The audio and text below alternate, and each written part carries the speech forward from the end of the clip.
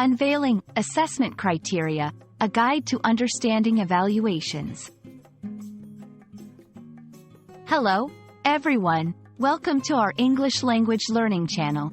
Today, we're going to dive into an essential topic that often pops up in educational and professional settings: assessment criteria.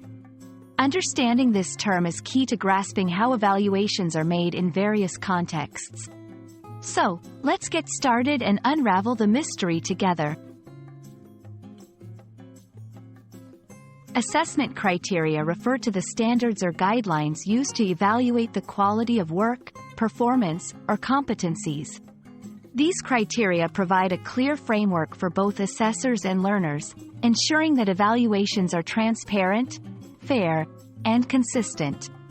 Think of them as the ingredients list on a recipe that tells you exactly what you need and how much of it to make the perfect dish. Assessment criteria are crucial because they ensure clarity, they make the expectations clear to everyone involved, promote fairness. By having set criteria, all participants are judged against the same standards. Aid in feedback. They provide a basis for detailed and constructive feedback, helping learners or professionals understand their strengths and areas for improvement. Let's take a closer look at some common examples of assessment criteria. Quality of content. How relevant and accurate is the information presented? Creativity and originality. Is the work innovative and unique? Technical skills. Are the necessary techniques or skills competently demonstrated? Engagement and participation. How well does the individual engage with the task or audience? Timeliness. Was the work completed and submitted on time?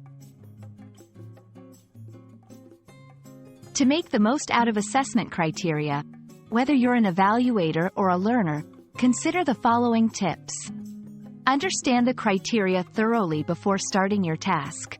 Self-evaluate your work against the criteria to identify areas for improvement. Ask for feedback based on the criteria to gain insights into how you can enhance your performance or work.